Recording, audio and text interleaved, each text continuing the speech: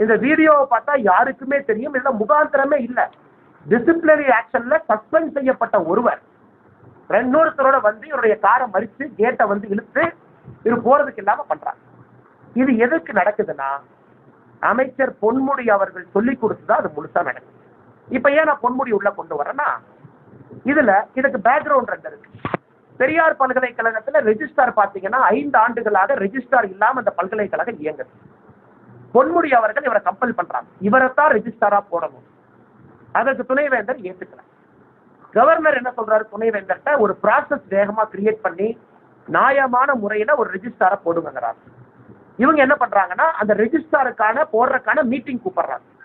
அந்த மீட்டிங் வந்து 6/11/2023 பெரியார் பல்கலைக்கழகத்தில் நடக்குது. நவம்பர் மாசம் 6ஆம் தேதி நடக்குது.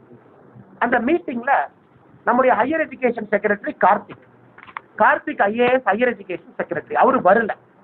அவருக்கு பதிலாக இன்னொருத்தர் அனுப்புறாரு, சர்பராஜ் அப்படின்னு deputy secretary higher education department meeting அனுப்புறாரு. ஸோ மீட்டிங்ல சர்பராஜ் வந்து உட்கார்றாரு. எல்லா விஷயங்களும் பேசிட்டு ரெஜிஸ்டாரை பத்தி பேச ஆரம்பிக்கும் பொழுது higher education secretary Karthik video கான்பரன்ஸ்ல ஜாயின் ஆகிறார் சென்னையில. அப்ப பெரியார் யூனிவர்சிட்டி வைஸ் சான்சலர் சொல்றாரு, தவறு. பிரின்சிபல் செக்ரட்டரி ஹையர் எஜுகேஷன் சார்பா ஆல்ரெடி தர்பராஜ் என்கின்ற டெப்டி செக்ரட்டரி வந்து ரூம்குள்ள உட்கார்ந்து இருக்கும் பொழுது, மினிட்ஸ் ஆஃப் த மீட்டிங்ல நாங்க ரெக்கார்டு பண்ணி மீட்டிங் நடத்திக்கிட்டு இருக்கும் பொழுது, ரெஜிஸ்டார் செலக்ஷன் வரும் பொழுது எதற்காக ஹையர் எஜுகேஷன் செக்ரட்டரி அந்த நேரத்தில் தன்னை வீடியோ கான்பரன்ஸ்ல இணைச்சுக்கணும், அதனால ஒரு பேர்ல 2 பேர் மீட்டிங் இருக்கக்கூடாது, ஒருத்தர் தான் இருக்க முடியும்னு சொல்றேன். அங்க பிரச்சனை ஆரம்பிக்கும்.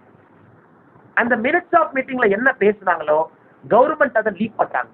அதே மீட்டிங்ல 6/11/2023 ஜெகநாதன் அவர்கள் இந்த ப்ரொபோசலை வைக்கிறாங்க.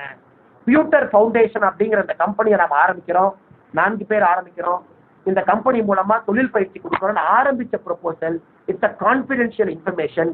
சிண்டிகேட்டுக்குள்ளேயும் மாநில அரசுக்கும் தெரியப்படுத்திய விஷயத்தை மாநில அரசு லீக் பண்றாங்க. இந்த வீடியோ உங்களுக்கு காட்டுறாங்க. இந்த வீடியோ காட்டினா தான் நம்ம நண்பர்களுக்கு, ஏன்னா எந்த அளவுக்கு சேலத்துல ஒருவருக்கு அநியாயம் நடந்திருக்கு நீங்க பார்க்கணும். நீங்க வந்து அவருடைய கார் அண்ணே, நீங்க பிரஸ்ல பாக்குற மாதிரியே காட்டுறேன். சார் இங்க பெரிய டிவி இல்ல, இது வந்து அவருடைய கார். இந்த கார்ல அப்படியே கொஞ்சம் பாருங்க. அப்படியே பாத்தீங்கன்னா டிரைவர் ஃபர்ஸ்ட் வந்து வண்டியில ஏறாரு. இதுதான் சான்சலர் நடந்து பேசிட்டே போன்ல வர்றாரு. 2 பேர் தடுக்கிறாங்க. கம்ப்ளைண்ட் கொடுத்தவரும் சஸ்பெண்ட் ஆனவரும் அவர் போன்ல பேசிக்கிட்டே கேட்கறாரு. மொத்தமா பாருங்க ஒரு 5 செகண்ட் பேசுறாரு, அவ்வளவுதான் பேசுறாரு. போன்லயே தான் இருக்காரு. என்ன போனை கூட கீழே வைக்கிறாரு. போன்லயே பேசிட்டு இருக்காரு, போனை கீழே வைக்கிறாரு. அவங்க எதுவும் பேசுறாரு. பேசிட்டு ஓகே ஆபீஸ் வாங்கன்னு சொல்லிட்டு கார் வந்து ஏறாரு. அவங்களுடைய கார் டோரை பிடிச்சி இந்த குரூப் இருக்குது, விட மாட்டேன்னு. அதை வந்து இந்த செக்யூரிட்டி அவரு அவங்கள தள்ளி விட்டு கார் அனுப்புறாரு. இப்ப பாருங்க, இத பாத்தீங்கன்னா ஒருத்தர் வந்து சிரிச்சுக்கிட்டே போவார். கார் போனதுக்கு அப்புறம் ஒருத்தர் வந்து சிரிச்சுக்கிட்டே போவார். இதை பாத்தீங்கன்னா தெரியும். இந்த வீடியோ நாங்க பத்திரிகைக்கு ஷேர் பண்றோம். முடிச்சோடனே பாத்தீங்கன்னா தெரியும் எந்த அளவுக்கு அநியாயம் நடத்தப்பட்டிருக்கிறது. அரசு சொன்ன ரெஜிஸ்டாரை போடல அப்படிங்கிற ஒரே காரணத்திற்காக ஒரு தனி மனிதனை SC/ST கேஸ் போட்டு தனி மனிதனை நாயம் நடத்துற மாதிரி நடத்தி இன்னைக்கு அவர் ஹார்ட் அட்டாக் வந்து ஆஞ்சியோபிளாஸ்டி பண்ணிட்டு வீட்டில் உட்கார்ந்துருக்காரு. ஒரே காரணம் என்ன? மாநில அரசினுடைய பொன்முடி அவர்கள் சொன்ன ரெஜிஸ்டார் பேரை ஏற்றுக்கொள்ள மாட்டேன்னு சொன்னது பாவங்களா? அதற்கு கான்பிடென்ஷியல் இன்ஃபர்மேஷன் மெயின்டைன் பண்ண வேண்டிய ஹையர் எஜுகேஷன் டிபார்ட்மெண்ட் செக்ரட்டரி அவர் அந்த இன்ஃபர்மேஷனை லீக் பண்றாங்க. போலீஸ்க்கு எப்படி இன்ஃபர்மேஷன் வந்துச்சு? பியூட்டர் ஃபவுண்டேஷன் இன்ஃபர்மேஷன் எப்படி வந்துச்சு? யார் கொடுத்தா? அவங்களுக்கு கண்டென்ட்ஸ் ஆஃப் தி எஃப்ஐஆர்ல அவங்க டிஸ்க்ளோஸ் பண்ணணும். ஒரு எஃப்ஐஆர் போடுறாங்கன்னா காவல்துறை டிஸ்க்ளோஸ் பண்ணும். அவங்களுக்கு நாலேஜ் ஆஃப் கிரைம் எங்கிருந்து வந்துச்சு? நாலேஜ் ஆஃப் கிரைம் வந்ததுன்னா இதுல என்ன தப்பு? Section 8 company for profit company இல்ல, நாட் ஃபார் ப்ராஃபிட். 4 ப்ரொஃபசர் இருக்கக்கூடிய கம்பெனி. பெரியார் பல்கலைக்கழகத்துல 1st ஃப்ளோர்ல 2000 ஸ்கொயர் ஃபீட்ல நடக்கக்கூடிய நிறுவனம். இல்லைங்களே தப்பு? இந்த அளவுக்கு முட்டாளுங்களா காவல்துறை?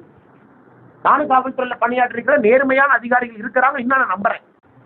ஒரு ஏசிபி வந்து கேட்ல, பெரியார் யூனிவர்சிட்டி கேட்ல ஒரு வைஸ் சான்சலரை போலீஸ் ஜீப்ல ஏத்திக்கிட்டு, அவ்வளவு மாணவர்கள் படிக்கக்கூடிய இடத்துல போலீஸ் ஜீப்ல ஏத்திக்கிட்டு 4 மணி நேரம் போனா என்ன? அதனால்தான் இன்னைக்கு நாங்க உள்துறை அமைச்சர் அமித்ஷாஜி அவர்களுக்கு கடிதம் எழுதுறோம். மாநிலத்தினுடைய டிஜிபி மீது நடவடிக்கை கோருகின்றோம். சேலம் போலீஸ் கமிஷனர் மீது நடவடிக்கை கோருகின்றோம். NHRCக்கு சூமோட்டோவாக பாரதிய ஜனதா கட்சி நாங்கள் கம்ப்ளைண்ட் கொடுக்குறோம் நேஷனல் ஹியூமன் ரைட்ஸ் கமிஷன். காவல்துறை புரிந்து கொள்ள வேண்டும். ஏதோ நாம் ஒரு திமுக ஆட்சி கீழே இருக்கோம், தண்ணியில்லா காட்டுக்கு மாத்திடுவாங்க. ஏன்னா இவங்களுடைய ரெக்கார்டு UPSCக்கு போய் தான் வரணும். இவங்க ஒரு டிரான்ஸ்பருக்கு போகும்போது இவங்க ஒரு டிரான்ஸ்பர் என்றால் ப்ரொமோஷன் கம் டிரான்ஸ்பர் போகும் பொழுது UPSCக்கு போய் தான் வரணும். DGP செலக்ஷனும் UPSCக்கு போய் தான் வரணும். அதனால காவல்துறை அதிகாரிகள் நீங்க யாரை வேணாலும் பிடிப்போம், என்ன வேணாலும் பண்ணுவோம், ஜீப்பில் ஏற்றுவோம், FIR எங்க பாட்டுக்கு போடுவோம், ஒருத்தருடைய பேரை கெடுப்போம். ஏன்னா பொன்முடி என்கின்ற நபர் போன் பண்ணி அவரை வச்சு செய்யன்னு சொன்னாரு, அதனால வச்சு செய்வோம்னா எதுக்கு சார் யூனிஃபார்ம் போடுறீங்க? பேசாம யூனிஃபார்ம் கழட்டிட்டு வெளியே வந்து என்னை மாதிரி உட்காந்து பிரச்சனை பேசுறேன். எதுக்கு சார் யூனிஃபார்ம் போடுறீங்க? இந்த மாதிரி ஒரு மனுஷனுடைய 36 வருஷமா தமிழ்நாடு அக்ரிகல்ச்சர் யூனிவர்சிட்டியில ஒரு சம்பாதித்த பேரை எல்லாம் ஒரு 5 நிமிஷத்துல கெடுக்கிறதுக்கு தான் காவல்துறைக்கு அனுமதி கொடுத்துருக்காங்களா? அதுக்கு தான் உங்களுக்கு இந்த பவரா? அதுக்கு தான் சட்டமா? அதுக்கு தான் CRPCயா? அதுக்கு தான் IPCயா? வெக்கமா இல்லையா? சேலம் மாநகரத்துடைய கமிஷனருக்கு வெக்கமா இல்லையா?